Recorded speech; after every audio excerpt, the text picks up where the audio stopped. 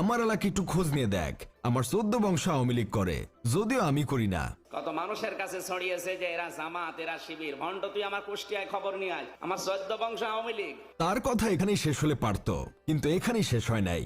তিনি আওয়ামী লীগ করতেন না, কিন্তু সেই দলের প্রধান তার জননী হতো।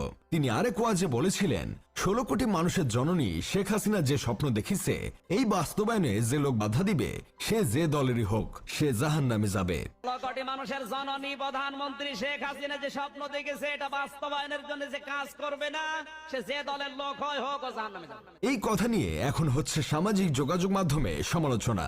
আগে তো অনেকে সঠিকভাবে বেঁচে থাকার জন্য এমন একটু একটু তেল মেরে চলেছেই, তাই বলে কি আপনারা এখন তাকে নিয়ে ট্রল করবেন? না ভাই, আপনারা আর কখনো ভালো হবেন না।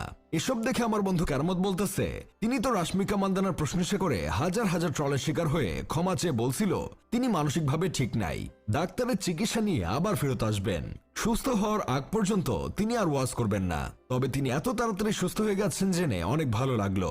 আর সুস্থ হয়ে শুধু ওয়াজ না, নির্বাচনে নেমে গেছেন শুনে আরো ভালো লাগলো। আমাদের দেশে আরেকজন অলরাউন্ডার হুজুর আছেন, যিনি 1990 সালে ইংল্যান্ড লিগে খেলে এসেছেন, সেখানে খতিবের দায়িত্ব পালন করে এসেছেন। এমনকি সেই বছরই অক্সফোর্ড ইউনিভার্সিটির শ্রেষ্ঠ টিচারও হয়েছিলেন। এমন সর্বগুণে গুণান্বিত একজন হুজুরকে জামায়াতে ইসলামীতে মনোনয়ন দিলে দলটাকে আরো দূরে এগিয়ে নিয়ে যাবে, যা কখনো বাংলাদেশে ফিরবে না।